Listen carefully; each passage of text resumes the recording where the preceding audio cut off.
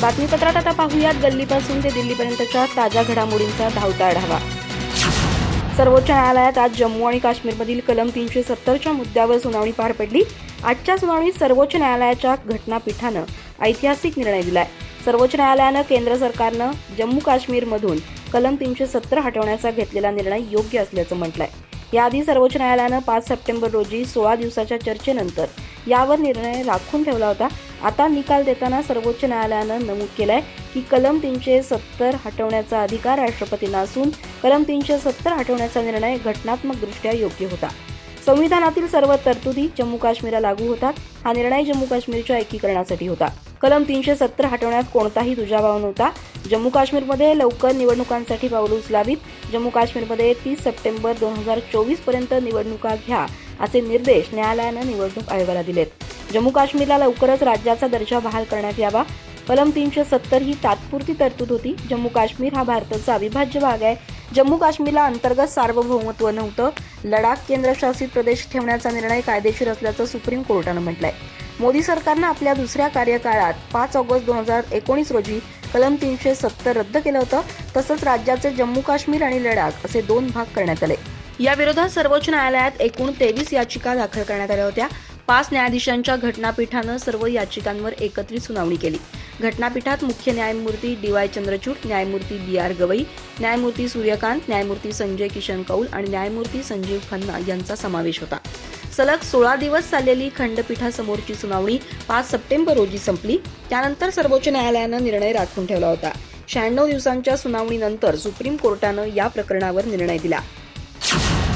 सर्वोच्च न्यायालयाच्या कलम 370 वरील निर्णयामुळे एका ऐतिहासिक पर्वाला सुरुवात झाली आहे। आता तिथं मोकळ्या वातावरणात निवडणुका होतील। विशेषतः केंद्रानं पाक व्याप्त काश्मीरमध्ये निवडणूक घेण्याचं सूतोवाच केल्यामुळे तो प्रदेशही लवकरच भारतात सामील करून घेण्याच्या दृष्टीनं प्रयत्न होतील, अशा शब्दात मुख्यमंत्री एकनाथ शिंदे यांनी सुप्रीम कोर्टाच्या कलम 370 वरील निर्णयाचं स्वागत केलंय।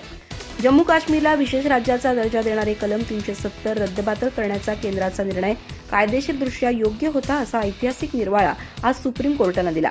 कोर्टाच्या या निर्णयानंतर देशभरातून विविध प्रतिक्रिया येत आहेत। महाराष्ट्राचे मुख्यमंत्री एकनाथ शिंदे यांनीही यावर भाष्य केलंय। मुख्यमंत्री एकनाथ शिंदे यासंबंधी आपल्या एका ट्विटमध्ये म्हणाले की सुप्रीम कोर्टाच्या आजच्या निर्णयामुळे एका ऐतिहासिक पर्वाचा प्रारंभ होतोय। देशाची राजकीय एकात्मता राखणारे पाऊल पंतप्रधान नरेंद्र मोदीजी यांनी उचललं होतं, ते कोर्टानं आज वैध ठरवलं। त्याबद्दल मी पंतप्रधान मोदी आणि गृहमंत्री अमित शहा यांचं अभिनंदन करतो। जम्मू काश्मीरमधील दहशतवाद संपून देशाच्या मुख्य प्रवाहात सामील होण्याचा मार्ग आता मोकळा झालाय। तिथं आता मुक्त वातावरणात निवडणूक होईल। मला एक दिवस पंतप्रधान करा, मी काश्मीरवर लादलेलं कलम 370 रद्द करतो, असं हिंदू हृदय सम्राट शिवसेना प्रमुख बाळासाहेब ठाकरे म्हणत। मोदींनी हिमतीनं तो निर्णय घेऊन बाळासाहेबांची इच्छा पूर्ण केली, असं शिंदे म्हणाले। शिवसेनेच्या ठाकरे गटाचे प्रमुख उद्धव ठाकरे यांनी सुप्रीम कोर्टाच्या कलम 370 वरील निर्णयाचं स्वागत केलंय। सुप्रीम कोर्टानं कलम 370 वरील निर्णय स्वागतार्ह आहे। आता केंद्रानं पाकव्याप्त काश्मीर भारतात समाविष्ट करण्याचा प्रयत्न करावा। असं झालं तर तिथं एकत्रित निवडणूक घेता येईल, असं ते म्हणाले। उद्धव ठाकरे यांनी सोमवारी विधिमंडळाच्या हिवाळी अधिवेशनात सहभाग घेतला। तत्पूर्वी पत्रकारांशी संवाद साधताना त्यांनी सुप्रीम कोर्टाच्या कलम 370 वरील निर्णयाचं स्वागत केलं। देशात सध्या गॅरंटी देण्याचं काम सुरू आहे। सरकार सर्वच गोष्टींची गॅरंटी देत आहे। शिवसेनेनं यापूर्वी जम्मू काश्मीरमधून कलम 370 रद्दबातल करण्याच्या निर्णयाचं स्वागत केलं होतं। आता सरकारनं सप्टेंबरपर्यंत तिथं निवडणुका घ्याव्यात, त्यापूर्वी पाक व्याप्त काश्मीरही ताब्यात घ्यावा, यामुळे तिथं एकत्रित निवडणुका घेता येतील, असं उद्धव ठाकरे म्हणाले। अतिरेक्यांच्या भीतीमुळे काश्मीरमधून पलायन केलेल्या काश्मीरी पंडितांना आता काश्मीरमध्ये पुन्हा येऊन राहता येईल का, असा सवालही उद्धव ठाकरे यांनी यावेळी केला। सुप्रीम कोर्टाच्या निर्णयामुळे देशभरात विखुरलेले काश्मीरी पंडित परत येतील का, निवडणुकीत मतदान करतील का, असंही ते यावेळी म्हणाले। कर्नाटकमध्ये काँग्रेसचे सरकार कधीही पडू शकते, असा दावा जनता दल धर्मनिरपेक्षचे नेते HD कुमारस्वामी यांनी केलाय। राज्याच्या माजी मुख्यमंत्र्यांनी रविवारी असा दावा केला की कर्नाटकमधील काँग्रेस सरकारमधील एक प्रभावशील मंत्री 50-60 आमदारांसह पक्ष सोडून भाजपमध्ये सामील होऊ शकतो। मीडिया रिपोर्ट्सनुसार JDS नेते म्हणाले, कर्नाटकमधील काँग्रेस सरकारमध्ये सर्व काही ठीक नाही, हे सरकार कधी पडेल माहीत नाही। एक प्रभावशील मंत्री आपल्यावरील खटले टाळण्यासाठी हतबल झाले आहेत। केंद्राने त्यांच्यावर असे खटले दाखल केले आहेत ज्यात ते वाचण्याची शक्यता नाही। महाराष्ट्रासारख्या राज्यात ते कधीही घडू शकतं, तर कर्नाटकात काहीही अशक्य नाही, असं ते म्हणाले। त्यांना त्या प्रभावशाली नेत्याचं नाव विचारलं असता छोट्या नेत्यांकडून अशा पावलाची अपेक्षा करता येत नाही.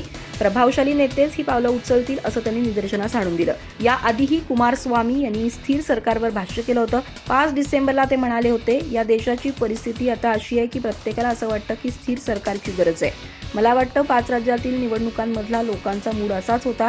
यावेळी आम्हाला स्थिर सरकार आणि स्थिर नेतृत्वाची गरज आहे आणि म्हणूनच आम्ही एनडीएमध्ये सहभागी झालो आहोत.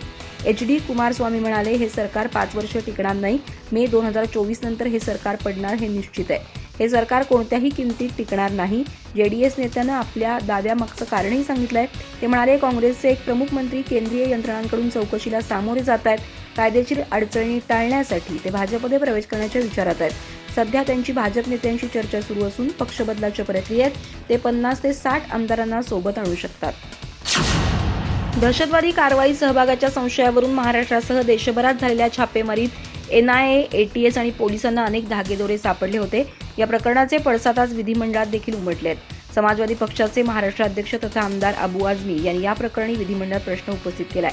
NIA आणि ATS आणि पोलिसांनी कोणत्याही वॉरंट किंवा समन्सशिवाय लोकांच्या घरात घुसून तोडफोड केली असा आरोप आझमी यांनी केला.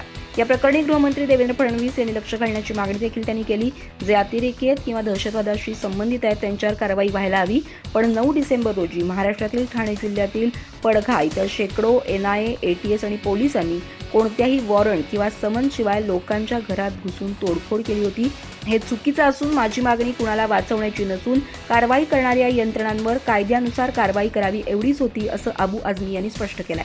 राष्ट्रीय तपास यंत्रणेनं शनिवारी कर्नाटक आणि महाराष्ट्रात ISIS या दहशतवादी संघटनेचे मोठे नेटवर्क उद्ध्वस्त केलं होतं. या कारवाईत NIAनं ISIS हस्तकांकडून शस्त्रास्त्रच नव्हे तर रोख रक्कम, डिजिटल उपकरणं, हमासचे झेंडे जप्त केले आहेत. सध्या इस्रायल आणि हमास यांच्यात 7 ऑक्टोबरपासून युद्ध सुरू आहे.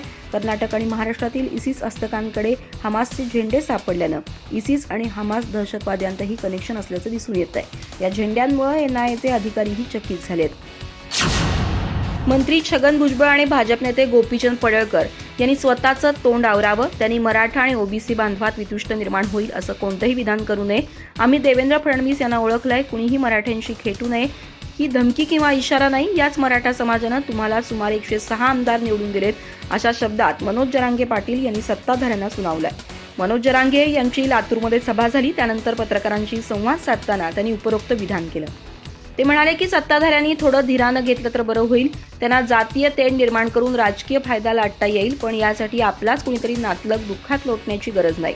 राज्यात शांतता नांदणं महत्त्वाचं असल्याचं देवेंद्र फडणवीस यांच्या लक्षात आलं पाहिजे. मराठा समाजानं फडणवीस यांच्या प्रत्येक शब्दाचा सन्मान राखलाय, पण त्यानंतरही त्यांनी गुन्हे मागे घेण्याचं आश्वासन पाळलं नाही. त्यांनी त्यांच्या मनातील डाव स्पष्ट केला पाहिजे. मनोज जरांगे यावेळी फडणवीस यांना उद्देशून बोलताना म्हणाले की तुम्हाला थांबायचं नसेल तर आम्ही तुम्हाला पुरतं ओळखलंय. तुम्ही मराठ्यांशी खेटू नका. ही धमकी किंवा इशारा नाही, कारण याच मराठा समाजानं तुम्हाला 106 आमदार दिलेत. त्याची परतफेड तुम्ही असे डाव टाकून करू नका. तुमचे 5-6 लोक सातत्यानं मराठा समाजावर गरळ ओकतायत.